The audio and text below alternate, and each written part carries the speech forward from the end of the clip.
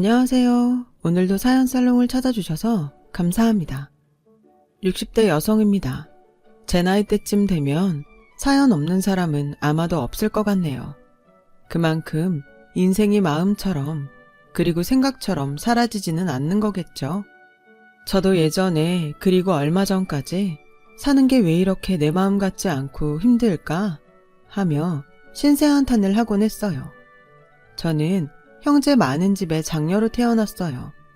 장녀는 살림 미천이라고 하죠. 그래서인지 집안의 가장 큰 어른인 할머니도 그렇고 친정 부모님은 저에게 그렇게 집안일과 밭일 그리고 동생들 돌보는 일을 아주 당연하게 시키셨어요. 그러면서 저는 딸이라 시집가면 남의 집 식구가 된다며 학교에도 잘 보내주지 않으셨는데요. 할머니와 아버지는 제가 학교에 가면 육성회비를 내야 하니 그 돈이 아깝다고 대놓고 말씀하실 정도였죠. 제가 장녀로 태어나고 싶어 그런 게 아닌데 어린 마음에 저는 저의 처지가 싫고 억울했어요. 저도 학교에 가고 싶고 친구들과 놀고 싶은 어린 애였으니까요.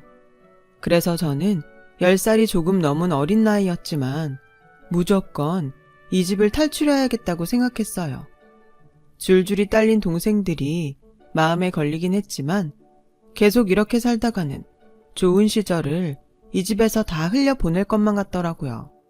그리고 저의 이 바람이 하늘에 닿았는지 제가 20살을 얼마 남겨두지 않은 추운 겨울에 우연히 기회가 찾아왔어요. 어릴 때부터 한 동네에 살던 저보다 3살 많은 언니가 있었는데 그 언니가 그때 인천의 한 공장에서 일을 하고 있었거든요. 이미 저의 처지를 아는 언니는 제가 원하면 차비를 빌려줄 테니 인천으로 와서 자기와 함께 공장을 다니자고 했어요.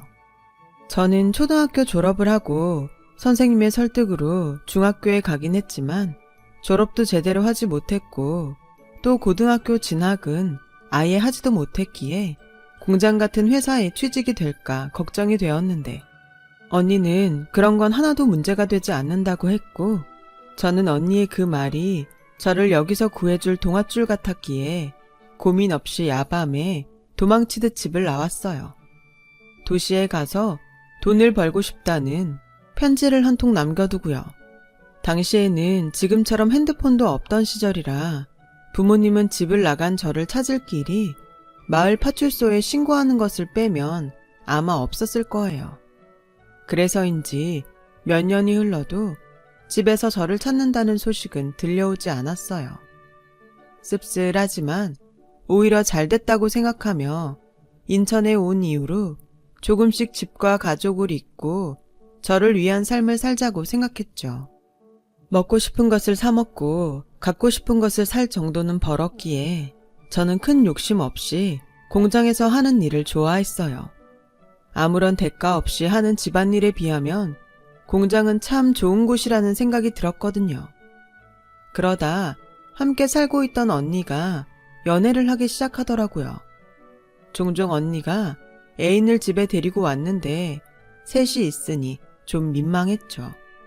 그래서 종종 자리를 비켜주게 되었는데 그게 언니의 마음에 걸렸는지 어느 날 저에게 언니가 애인의 절친한 친구라며 남편을 소개해줬어요. 남편은 공고를 나와 그래도 사무직 일을 하는 청년이었고 저는 그게 무슨 대단한 회사원처럼 보여서 남편이 참 멋있어 보이더라고요. 저보다 6살이 많은 남편은 그런 제가 귀여웠다고 했어요. 그래서 저희 둘은 1년 조금 넘게 사귀었고 남편이 결혼 이야기를 꺼내자 시댁에서는 거의 고아나 다름없고 가방끈도 짧은 저를 며느리로 받아줄 수 없다며 심한 반대를 하셨었죠. 남편은 그런 반대에도 불구하고 이렇게 청혼을 해왔어요. 미안한데 결혼식은 나중에 하고 우리 혼인신고부터 하고 같이 살자. 우리 애기 낳고 잘 살면 우리 집에서도 어쩔 수 없을 거야. 그래도 어떻게 그래. 내 말 들어. 우리 집 허락 기다리면 우리 결혼 못해. 그리고 결혼식을 하려면 당신 집에도 알려야 할 텐데. 당신도 그거 싫다며. 우리 식구들만 불러서 할 것도 아닌데 우리 그냥 아까운 시간 그만 보내고 같이 살자. 저는 남편의 말에 넘어갔어요. 어린 나이에 집을 나온 뒤에 친한 언니와 함께 살기는 했지만 마음이 많이 외로웠거든요. 남편을 만나지 않았을 때는 그것도 사실 잘 몰랐는데 사랑하는 사람을 만나니 다시 혼자가 되는 건 무서웠어요. 그래서 저는 남편과 혼인신고를 하고 단칸방 방지와 월세에 별거 없었지만 거기에 신혼살림을 차렸죠. 그때가 제가 살면서 가장 행복했던 날이었던 것 같아요. 그 뒤 얼마 후 저는 임신을 했어요. 남편의 권유로 다니던 공장을 그만두게 되었어요. 그리고 전업주부가 되어 아침에 남편을 출근시키고 없는 살림이라 시장에서 가장 싼 식재료를 사다가 저녁을 지어 먹는데 남편과 따뜻한 방에서 함께 밥을 먹으니 천국이 따로 없었어요. 그런 천국 같은 생활에서 저는 딸과 아들을 2살 터울로 낳았어요. 식구가 많아지니 지내고 있던 월세방은 너무 좁았고 그래서 무리이긴 했지만 가지고 있는 돈과 은행에서 돈을 빌려 방 2개짜리 작은 빌라를 구입하게 되었어요. 난생 처음 갖게 된 우리 집이었죠. 이런 행복한 날이 앞으로도 계속될 거라고 믿었어요. 커가는 아이들과 은행 대출금으로 생활은 더욱 팍팍해졌지만 사는 보람이 있다고 할까요? 이게 행복이지 별거 있나? 하는 만족감으로 또 늘 감사한 마음으로 살았어요. 남편이 약속한 결혼식도 잊어버린 채요. 하지만 너무 행복해서 누군가 셈이 났을까요? 살면서 부부싸움이라고는 해본 적 없는 저희 부부에게 큰일이 닥치고 말았어요. 그 큰일은 남편의 보증이었는데요. 저는 전혀 몰랐던 일이라 놀라지 않을 수 없었어요. 여보, 이게 다 무슨 말이야? 언제 보증을 섰어? 미안해 여보. 진석이가 너무 힘들다고 해서 어쩔 수가 없었어. 당장 급한 불만 끄면 금방 해결할 수 있다고 해서 믿었는데. 남편이 말하는 진석 씨라는 사람은 저에게 남편을 소개해준 언니의 애인이었어요. 저와 남편이 결혼하고 언니는 그 진석 씨라는 사람과 헤어졌었거든요. 남편은 어떻게든 자기가 해결한다면서 저에게는 아무런 걱정하지 말고 평소처럼 애들을 잘 챙기라고 했는데 말이 쉽지 집은 경매로 날아가게 되었고 남편은 그 충격에 회사도 가지 않고 친구를 찾겠다며 집을 나가더니 그 길로 실종이 되고 말았어요. 한순간에 아이들과 길거리에 나앉게 된 저는 언젠가는 남편이 돌아올 거라고 굳게 믿으며 다시 공장에 부탁해 일을 하기 시작했는데요. 그렇게 지내기를 1년이 조금 넘어가자 경찰서에서 연락이 왔어요. 남편이 객사를 했다고요. 저는 너무 놀라 그 자리에서 쓰러지고 말았죠. 그리고 잠시 뒤 정신을 차리니 아직 어린 아이들의 얼굴에는 온통 눈물과 콧물로 범벅이 되어 혹여 제가 깨어나지 못할까 엉엉 울며 제 손을 꼭 잡고 있더군요. 저는 그제야 아이들을 보고 정신을 차렸어요. 그리고 정신이 든 저에게 경찰 한 분이 남편의 유품 중에 있었다며 수첩을 건네줬는데 그 안에 남편이 그동안 바보처럼 끙끙 앓으며 저와 아이들에게 하고 싶은 말들을 잔뜩 적어놓았더라고요. 수첩 속 내용들은 대개 저와 아이들에게 미안하다는 말로 가득했어요. 그리고 너무 보고 싶은데 염치가 없어 돌아갈 수가 없다고 하면서 배가 고프지만 허기를 채울 면목도 없다며 비록 결혼식을 올려주겠다는 약속을 지키지 못했지만 제가 꼭 다시 행복해졌으면 좋겠다는 글이 마지막이었어요. 어찌 보면 그 마지막 글이 남편의 유언이나 다름이 없었죠. 실제로 남편의 부검 결과는 아사로 인한 사망이었어요. 남편이 허망하게 세상을 떠난 것도 충격인데 사망 원인이 아사라니. 저는 그깟 돈이 뭐가 중요해서 미련하게 우리한테 돌아오지 못하고 그렇게 세상을 떠났나. 남편이 너무 불쌍해서 아이들이 다 보는데도 가슴을 치며 대성통곡했어요. 그 후 저는 6개월 남짓을 어떻게 살았는지 잘 기억이 나지 않아요. 저를 끝까지 반대하던 시부모님이 남편의 장례식 때 밀고 들어와 저에게 네가 우리 아들 죽게 한 거야. 너만 만나지 않았다면 우리 애 그렇게 되지 않았어. 내 아들 살려내! 라고 하던 말은 또렷하게 기억이 나요. 그리고 남편을 완전히 보낸 뒤 저는 한동안 제정신으로 살 수 없어 늘 자리에 누워 지냈어요. 당시 딸아이가 10살, 아들아이가 8살이었는데 제 소식을 공장 사람들을 통해 들은 언니가 저 대신 저희 아이들을 챙기며 도움을 많이 줬어요. 언니는 그때 당시 결혼한 지 얼마 되지 않았었어요. 아마도 자기가 제 남편을 소개해줬고 자신의 전 애인의 일로 제가 이렇게 되었다고 생각했는지 마음의 부채를 안고 있는 듯 했어요. 미영아, 이제 그만 털고 일어나. 애들 생각해야지. 나도 알아. 언니한테는 미안하고 고마워. 나도 이제 다시 정신 차려야지. 그래, 제발 그러자. 그리고 내가 진짜 미안해. 괜히 내가 재혁 씨를 소개하는 바람에 네가 이렇게 된 것 같아. 아니야. 나 우리 그이 만나서 얼마나 행복했는데. 언니 아니었으면 내가 어떻게 그런 사람을 만났겠어. 언니 말대로 나 이제 다시 일도 하고 애들도 잘 키울 테니까 이제 언니도 언니 가정 돌봐. 결혼한 지도 얼마 안 됐잖아. 내 걱정은 하지 마. 언니가 알아서 해. 너 그러지 말고 집에 도움을 좀 청하면 어때? 예전이면 몰라도 지금은 다르지 않을까? 아니, 오히려 그렇게 나가더니 꼴 좋다고 하지. 언니, 나 어떻게 되든 우리 애들이랑 잘 살 거야. 그러니까 언니도 걱정하지 마. 저는 그렇게 언니한테 말을 하고 자리를 털고 일어나 다시 용기를 냈어요. 남편은 없지만 사랑하는 아이들이 제 옆에 있었으니 힘을 내야 했죠. 그리고 참 고맙게도 아이들은 손이 많이 가는 나이인데도 불구하고 모든 것을 자기들끼리 해결하려고 했고 한 번은 일찍 퇴근해서 집에 왔는데 아이들이 나누는 대화를 듣게 되었어요. 누나는 소풍비 냈어? 학교에서 소풍비 가져오라고 하던데. 정민우, 누나 말 잘 들어. 우린 학교에 가지고 갈 돈이 없어. 우리 엄마 아프고 힘든 거 매일 봐서 알지? 소풍날 우리는 우리끼리 뒷산으로 소풍 가자. 누나가 도시락도 싸줄게. 우와, 진짜? 와, 신난다. 그럼 그날 누나가 도시락도 싸주고 나랑 밖에서 하루 종일 놀아주는 거야? 숙제도 안 하고? 그래, 그러니까 엄마한테는 아무 말 하지 마. 알았지? 밖에서 그 말을 듣는데 어찌나 눈물이 나는지요. 그래서 그 다음날 공과금 내려고 따로 빼놓은 돈으로 아이들 소풍비를 주었어요. 제가 소풍비를 주자 아이들은 많이 놀란 얼굴이었지만 저는 웃으면서 이렇게 말했죠.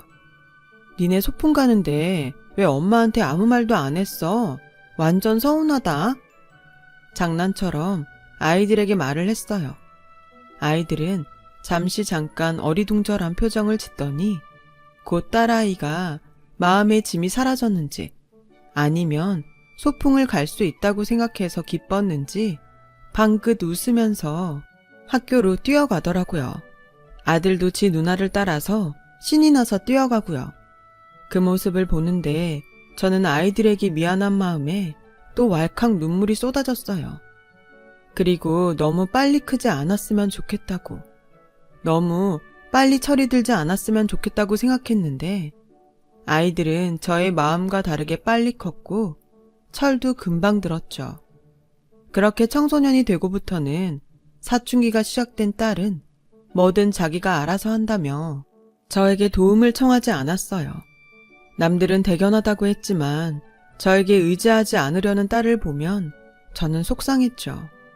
공부 욕심이 제법 많았던 딸은 자주 저에게 앞으로 자기 인생은 자기가 알아서 할 테니 저에겐 신경 쓰지 말라고 말을 했어요. 그에 비해 아들아이는 고등학교에 들어가서도 살가운 구석이 많았는데 딸은 마치 자기가 성공해야 우리 집이 편하게 살 수 있다고 생각하는지 누가 지라고 하지도 않은 가장의 무게를 혼자서 지려고 했어요. 지혜야, 엄마는 우리 딸한테 바라는 것이 없는데 왜 그렇게 무리를 해? 공부든 뭐든 엄마는 네가 힘들지 않았으면 좋겠어. 엄마, 나는 성공해서 잘 살고 싶어. 엄마한테는 미안하지만 나는 지금이 별로 행복하지 않아. 다른 애들이랑 자꾸 비교되고 그래서 어쩐지 나는 손해보는 것 같아서 짜증난단 말이야. 그래도 엄마한테 짜증내면 안 된다는 건 알아서 참고 있는 거야. 그러니까 엄마, 나 건들지 마. 엄마가 욕심이 없는 거지. 나는 모든 게 다 욕심나. 셈이 나서 미치겠어. 저는 딸아이의 말을 듣고 참 미안했어요. 딸에게는 저와 같은 장녀의 무게를 지어주지 않겠다고 생각만 했지, 딸의 마음을 거기까지는 헤아리지 못했던 것이 그날은 한 번에 밀려왔거든요. 그래서 저는 딸이 얘기한 대로 최대한 딸을 배려했어요. 이 시기가 지나고 딸이 어른이 되면 괜찮아질 거라고 믿었죠. 하지만 욕심 많은 딸은 계속 손에 넣지 못한 것을 보더라고요. 더 위가 있다면 그 위에 올라가야 한다는 생각에 더욱 자기 자신을 몰더라고요. 그리고 고3 수능을 마친 딸은 자기가 바라던 대로 서울 법대에 들어갔습니다. 제가 그동안 모아놓은 돈과 신용대출을 받아 우선은 무사히 대학 입학금을 해결할 수 있었어요. 물론 아직 고등학생인 아들이 있고 대출금을 갚아야 했기에 생활은 더 많이 어려워졌지만 그때 당시는 딸이 원하는 것을 제가 해줄 수 있다는 기쁨이 더 컸던 것 같아요. 하지만 대학에 들어간 딸은 계속 뭐가 불만이고 짜증인지 저와 지 동생에게 차가웠고 장학금을 받아 등록금 걱정을 덜어주겠다고는 큰 소리는 쳤지만 워낙에 공부 잘하는 사람들만 모인 그곳에서 장학금을 받기란 쉽지 않은 것 같더군요. 그래서 딸은 과외 아르바이트를 시작했어요. 처음엔 학비 때문이었지만 과외비가 웬만한 사회 초년생들의 월급만큼은 되더라고요. 아들도 수능을 마치고 경기도에 있는 4년제 대학에 들어가게 되었는데 아들 학교 입학금을 모두 준비하지 못했어요. 엄마, 나 괜찮아. 군대 먼저 갔다가 군대에서 공부하고 다시 시험 쳐서 더 좋은 대학에 가면 돼. 나도 누나처럼 엄마한테 손 안 벌리고 대학 다닐 테니까 엄마는 아무 걱정 말아요. 민우야, 엄마가 미안해. 엄마가 좀 더 벌이가 좋았다면 니네들 고생 안 시키는 건데. 누나, 고마워. 누나 진짜 짱이야. 내가 평생 누나한테 잘할게. 아들은 지 누나가 준 돈을 받고 기분이 좋아서 방방 뛰었어요. 딸이 고맙기도 하고 미안하기도 해서 아무 말도 하지 못했는데 딸은 그런 저에게 할 말이 있다며 처음으로 딸과 술자리를 가졌어요. 좋다. 이렇게 우리 딸이랑 술도 마실 수 있네. 엄마, 나 있잖아. 대학 졸업하면 결혼할 거야. 뭐? 결혼? 응. 지금 나 가야 하는 집에 나보다 3살 많은 남자가 있는데 사실 만난 지 좀 됐어. 아무리 그래도 너 나이가 몇인데 그냥 좋게 만나다가 나중에 사회인 되고 해. 그게 나 로스쿨에 가고 싶은데 결혼하면 그 집에서 학비랑 다 대준다고 해서. 뭐? 너 지금 결혼하고 싶은 이유가 돈 때문이야? 꼭 그런 건 아니고 나 지금 만나는 오빠 사랑해. 그리고 그 집에서는 내가 결혼만 해주면 뭐든 다 해주시겠다고 하고 이렇게 좋은 일이 어딨어. 아무리 그래도 그렇게 결혼하는 건 아닌 것 같다. 엄마, 현실을 생각해. 엄마 지금도 그때 빌린 내 대학 입학금 갖고 있잖아. 그리고 민우 생각은 안 해? 나 지금처럼 로스쿨 가서 과외하고 학비 마련할 시간 없어. 아무리 생각해도 이건 좋은 기회고 난 이 기회를 놓치고 싶지 않아. 나 성인이잖아, 엄마. 우리 모두를 위해서 나 이 결혼 꼭 하고 싶어. 나도 그 오빠 좋아, 진짜. 아, 정말. 이런 소리를 듣는데 어떤 부모가 억장이 무너지지 않을까요? 자기는 좋아서 하는 결혼이라고 하지만 저는 그게 다가 아닌 것 같고 그래서 대학 졸업할 때까지 생각을 해보겠다고 했어요. 그리고 만난다는 그 남자를 한번 보자고 했는데, 안녕하세요. 차진표라고 합니다. 지혜한테 이야기 듣고 많이 놀라셨다는 얘기는 들었습니다. 저도 그렇고 저희 부모님이 지혜가 아깝고 예뻐서 빨리 시집 왔으면 하시는 거예요. 어머님이 생각하는 그런 돈 때문은 절대 아니니까 오해는 하지 않으셔도 됩니다. 생각보다 딸이 데려온 남자는 괜찮아 보였어요. 무엇보다 사람 마음을 잘 헤아릴 줄 아는 사람 같아서 마음이 아주 조금은 놓이더라고요. 하지만 그렇다고 해서 딸의 결혼을 환영하며 허락할 수는 없었어요. 하지만 딸의 졸업을 얼마 앞두고 딸이 그토록 원하는 결혼을 받아들일 수밖에 없었어요. 딸의 시아버지 될 사람이 저를 찾아왔거든요. 안녕하세요. 이렇게 불쑥 찾아와서 너무 죄송합니다. 제가 마음이 좀 급해서요. 네, 좀 놀랐네요. 다름이 아니라 지혜의 졸업식이 코앞인데 아직 결혼에 대해 말이 없으셔서 이렇게 참지 못하고 제가 먼저 찾아왔습니다. 한 가지 물어도 될까요? 왜 저희 딸이죠? 그야 저희 집 며느리로 따님이 딱이니까요. 저는 지혜가 참 마음에 듭니다. 머리도 좋고 야무지고 저희 식구 중에는 지혜 같은 사람이 없어요. 돈은 제가 벌지만 저는 집안에 명예 있는 사람이 꼭 한 명은 있었으면 좋겠거든요. 우리 아들은 보셨겠지만 애는 착한데 욕심도 없고 야망도 없어요.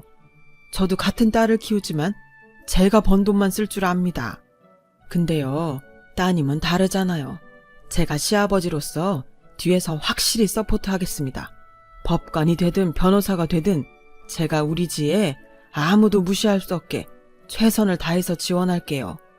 듣자 하니 어머님 혼자 힘드실 텐데 그 짐 저랑 같이 드시죠. 이대로 지혜가 로스쿨에 가지 못하면 너무 아깝잖아요. 그래도 결혼이라는 게 이런 식으로 하는 건 아니잖아요. 이런 말 창피하지만 아이 학비 때문에 어쩔 수 없이 시키는 결혼이라는 것이 저는 정말 내키지 않습니다. 학비 때문이 아니라 제가 그리고 제 아들이 따님을 놓치기 싫어서 부탁드리는 겁니다. 결혼만 허락해 주신다면 저와 우리 아들이 따님 공주처럼 여왕처럼 편히 떵떵거리며 살게 해줄 거예요. 똑똑한 따님이 저희 집 돈까지 얹으면 얼마나 높이 올라가겠습니까? 결혼에 필요한 돈도 제가 다 내겠습니다. 따님은 훌륭하게 키워주셔서 감사하니까요. 그때 당시 딸의 로스쿨 때문에 돈을 이리저리 빌리려 고생하던 때였어요. 상황이 그런 가운데 딸과 결혼하겠다는 사람도 딸의 시아버지 될 사람도 모두 한결같이 우리 딸이 좋다고 하고 또 공주처럼 여왕처럼 살 수 있게 해준다는 그 말이 참 어처구니 없게도 제 마음을 움직이게 했어요. 우리 딸이 공주라니. 제가 해줄 수 없는 것들을 그 집에서는 해줄 수 있다고 했으니까요. 그래서 딸은 졸업을 얼마 앞두고 급히 결혼식을 올렸어요. 물론 비용도 모두 딸의 시댁에서 댔고 딸은 시댁이란 날개를 달고 돈 걱정 없이 하고 싶은 공부를 마음껏 하고 또 사돈의 말처럼 그 집에서 좋은 대접을 받고 사는 듯 보였죠. 엄마, 누나 행복해 보인다. 그러니까 이제 누나 걱정 그만해. 솔직히 잘 됐지 뭐. 누나는 누나가 바라는 대로 살 테니까 엄마도 이젠 좀 편하게 살아. 그래도 딸 자식을 시집 보냈는데 엄마 마음이 편하진 않지. 그래? 그럼 내가 빨리 장가를 가면 엄마 마음이 좀 나을까? 뭐? 농담이야. 누나가 그랬어. 자기는 이제 더 행복하게 살 거라고. 행복하게 살 길만 남았다고. 그러니까 우리도 행복하게 살자. 딸이 바라는 행복.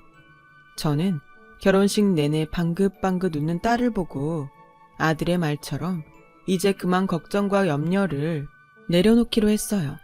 만약 끝까지 안 된다고 반대를 했어도 현실적으로 로스쿨 학비를 댈 능력이 저에겐 없었고 그 원망과 후회를 감당할 자신도 저는 없었거든요. 하지만 단 한 가지 걸리는 것이 있었어요. 결혼식 내내 뭔가 못마땅한 얼굴을 하고 있는 안사돈 때문이었죠. 혹시라도 제 딸이 마음에 들지 않아 시집살이라도 시키면 어쩌나 걱정이 되더라고요. 엄마, 아니야. 시어머니 표정이 원래 그래. 그리고 나는 학교 가고 시험 준비하고 시어머니랑 부딪힐 시간도 없어. 그리고 집안일 좀 하려고 하면 시아버지가 공부할 시간도 없는데 무슨 일을 하냐며 아주 난리야. 엄마, 나 정말 행복해. 그러니까 이제 엄마는 내 걱정 그만하시고 일도 쉬엄쉬엄 해요. 내가 성공해서 매달 생활비 보내줄게. 됐어. 그래도 며느리는 며느리야. 아무리 시아버지가 잘해주셔도 절대 기고만장하면 안 된다. 시어머니한테 잘하고, 알았지? 저는 단 한 번도 인정받지 못한 시댁이었는데 그런 제가 딸에게 그런 당부를 시킨다는 것이 좀 웃기긴 했지만 내 자식이 누군가한테 흠잡히지 않고 살길 바라는 것이 부모 마음이라고 저는 딸과 통화를 할 때면 꼭 그런 당부의 말을 했어요. 그렇게 4년 후에 딸은 로스쿨 졸업을 무사히 마쳤고 대형 로펌에 취직을 해서 일을 하고 있었어요. 당연히 자랑스럽고 또 딸의 시댁에 감사한 마음뿐이었죠. 딸이 결혼하는 과정에서 시댁의 도움을 많이 받기도 했고 공부에 여념도 없을 때라 어쩐지 딸에게 집에 한번 오라는 소리를 편하게 못하겠더라고요. 그래서 4년 동안 딸의 얼굴을 본 게 10번이 채 되지 않았어요. 명절과 어버이날 또는 생일에도 딸을 제대로 볼 수 없다는 것이 제 마음을 아프게 했습니다. 그래도 졸업하고 일을 하면 좀 나아지겠지 하는 마음이 있었는데 그날은 딸이 로펌에 들어가고 첫 번째로 맞이하는 생일이었어요. 그래서 그냥 낮에 잠깐 밥이라도 사 먹이면 좋겠다고 생각했어요. 딸이 일하는 로펌 앞에서 전화를 하니 딸이 사무실에 없었어요. 엄마, 나 집이야.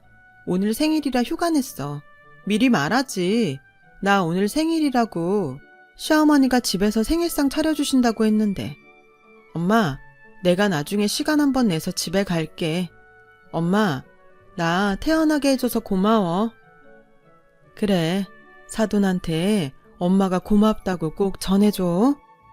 저는 전화를 끊고 아쉬운 마음에 집으로 발걸음을 돌렸어요. 그런데요, 참 이상하게 자꾸만 무언가가 찝찝하고 마음에 걸리는 게 딸의 목소리가 평소 같지 않은 것 같다는 생각이 계속 마음에 걸렸죠. 이대로 집에 가면 그게 계속 생각날 것 같아서 저는 염치불고하고 딸의 얼굴만 잠깐 보고 와야겠다고 생각했어요. 그래서 한 손에는 케이크와 또 한 손에는 갈비 세트를 사들고 한번 가보았던 시댁으로 향했는데요. 누구세요? 아, 오늘 도우미 면접 보러 오셨어요?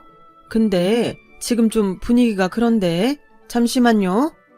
저는 아니라는 말도 할 새도 없이 도우미로 오해를 받았어요. 그리고 대문이 철컥 하고 열리는데 우선은 안으로 들어갔죠. 일단 들어가서 아니라고 말하면 되니까요. 그런데 제 눈에 정말 믿을 수 없는 광경이 펼쳐졌어요. 글쎄 안사돈이 제 딸의 머리채를 잡고 있는 거예요. 야, 네가 요즘 주제도 모르고 계속 까불지? 네 시아버지가 이쁘다 이쁘다 하니까 지가 진짜 이쁜 줄 알아? 넌 그냥 우리 집에 필요한 간판일 뿐이야. 막말로 네가 내세울 게 뭐가 있어? 구질구질한 친정? 돈도 없어서 중간에 엎어질 거 거지처럼 우리 돈 받아서 공부한 주제. 너 그거 모르지? 우리 남편이 너 며느리로 삼고 싶었던 이유는 딱 2가지야. 첫째, 내가 이렇게 널 취업해도 넌 아무런 백도 없잖아. 그리고 둘째, 우리 집 문제라 우리 애 사고 친 거. 그거 잘 덮으라고. 근데 뭐? 너 내 딸한테 죄를 지었으면 죄값을 치르라고 했다면서. 이게 아주 그 입 내가 찢어버려줘? 집안이 쩌렁쩌렁하게 울리게 제 딸을 몰아붙이더니 내 딸 뺨까지 때리는 안사돈을 보고 저도 눈이 뒤집히더라고요. 어느 부모가 그런 모습을 보고 가만히 있을 수가 있나요? 그래서 옆에서 킥킥 웃고 있는 사돈처녀에게 성큼성큼 다가가 손바닥에 짝 소리가 나도록 뺨을 날렸어요. 그리고 들고 있던 케이크와 갈비도 사돈처녀에게 던졌죠. 아줌마 뭐야? 감히 누굴 쳐? 아줌마 미쳤어? 사돈처녀는 낄낄거리다 뺨을 얻어맞고 길길이 날뛰었고 그 소란에 안사돈과 제 딸이 저의 존재를 알게 되었는데요. 엄마? 당신 지금 미쳤어? 돌았어? 어디 금쪽 같은 내 딸을 쳐? 너 말 잘했다. 네 딸만 금쪽 같아? 내 딸은 금보다 더한 내 생명 같은 아이야. 어디 감히 내 딸한테 손을 대? 그 손모가지 내가 못쓰게 해줄까? 아줌마, 문단속 이따위로 할 거야? 어디 거지 같은 걸 집안에 들여? 거지? 네 인성이 더 거지 같다. 지혜, 이리 와. 엄마랑 당장 이 집구석 나가자. 나가기만 해? 그 길 우리와는 끝이야. 그동안 우리 돈 받은 거랑 위자료랑 다 토해낼 자신 있으면 어디 나가봐. 아, 방금 그쪽이 우리 애 친 것도 나 가만 안 있어? 내가 아줌마 콩밥 제대로 먹게 해줄 테니까 기대해. 뭐라고? 그래, 할 테면 해. 당신도 당신 딸 남한테 얻어 터지니까 열불나지. 난 내 딸을 위해서는 더한 짓도 할 수 있어. 뭐? 쥐업해도 빽이 없어? 내가 내 딸 빽이야. 듣자 하니 구린 거 많은 집구석 같은데 어디 한번 제대로 해보자고. 뭐? 저놈의 옆했네? 내가 가만둘 것 같아? 그렇게 안사도는 자기 성질에 못 이겨 옆에 있던 화분을 저를 향해 던졌어요. 그리고 제 머리에 떨어졌어요. 이마에서 피가 뚝뚝 떨어지자 그동안 꿀먹은 벙어리처럼 있던 딸의 눈이 뒤집혔죠. 어머니, 지금 이거 폭행이에요. 그리고 집안 곳곳에 저 감시하려고 CCTV 설치하셨죠? 제가 바본 줄 아세요? 그 CCTV가 결국 누구 발목을 잡을 것 같아요? 아가씨? 죄를 지으면 어떻게 되는지 내가 어쩌면 이번 기회에 똑똑히 보여줄 수 있을 것 같네요. 어머 언니? 지금 그 은혜를 뭘로 갚는 거예요? 은혜? 그 더러운 돈은 내가 곧 갚을게요. 그런데요, 아마 내가 갚아야 할 돈보다 이 집 사람이 나한테 줘야 할 돈이 더 많을 테니 그건 기대해요. 내가 그동안 여기서 살면서 죽기 살기로 증거만 모았거든. 배우자가 바람핀 거, 그 바람을 피라고 두 모녀가 작업한 거, 아버님 사업 비리, 어머님 불륜, 아가씨 갑질의 폭행까지 내가 아주 한 그물에 묶어서 세트로 보내줄게요. 감히 누굴 건드려? 우리 엄마 얼굴에 흉이라도 줘봐. 내가 니네들 죽을 때까지 가만 안 둬. 그렇게 저와 딸은 껍데기만 으리으리한 그 집을 나왔어요. 병원에서 5바늘 이마를 꿰매고 속상한 마음에 아무 말도 하지 않았는데 오늘이 딸의 생일이라는 것이 제 마음에 콕 박히더군요. 미역국 못 먹었지. 그 여편네가 퍽이나 네 생일상을 차렸겠다. 엄마, 미안해요. 뭐가 자꾸 미안해. 엄마가 미안하지. 엄마가 능력이 없어서 널 그런데 시집을 보냈어. 엄마 잘못이야. 아니야. 내가 간다고 했잖아. 사실 나도 저런 집인 줄은 몰랐어. 결혼하고 며칠 있다가 사람들 얼굴이 싹 바뀌는데 이건 아니구나 싶었지만 그래도 다시 돌아갈 수가 없더라. 왜? 학비 때문에? 아니, 엄마 때문에. 엄마가 어떤 마음으로 보냈는지 아니까 엄마 속상하게 하고 싶지 않았어. 그리고 나 로스쿨 잘 졸업해서 감사하게 생각한 우리 시댁에도 내가 정말 도움이 되고 우리 집도 도울 수 있으면 그걸로 됐다고 생각했지. 가만 보니까 우리 딸이 지 생각만 하는 게 아니라 남 생각하느라 지 생각을 안 했네. 바보야, 엄마가 그랬잖아. 엄마는 아무 욕심 없다고. 그냥 너나 민우나 건강하고 행복하면 돼. 너도 잘 커주었고 민우도 다 컸고 이제 엄마는 좋은 집에 좋은 거 몸에 두르고 하찮게 살기보다 없이 살아도 사소한 거에 웃고 감사하면서 살고 싶어. 우리 딸 너무 많은 생각 말고 이제 더 행복한 일들만 생각하자. 제 말에 딸은 감정에 복받쳐서 눈물을 터뜨렸어요. 딸을 키우면서 제가 쓰러졌을 때 빼고는 딸이 그렇게 우는 모습을 보지 못했는데 그저 삶에 대한 욕심이 많은 거라고 생각했던 딸이 욕심이 아니라 삶의 무게가 그만큼이나 무거웠던 것 같아 제 마음이 다 쓰라렸어요. 그리고 3년 후, 딸은 오랜 시간이 걸렸지만 이혼을 했고 자기가 받아야 할 것과 줘야 할 것을 야무지게 법적으로 정산을 끝냈어요. 그때 딸의 말처럼 딸은 자기가 줘야 할 돈보다 받을 돈이 훨씬 많더라고요. 그만큼 억울하고 힘들게 살았던 거죠. 저는 돈의 액수가 크면 클수록 마음이 아팠습니다. 큰 아픔이 지나면 사람이 성장한다고 하잖아요. 딸은 지금 작은 변호사 사무실을 꾸려서 돈보다는 억울한 사람들의 편에 서는 변호사가 되었어요.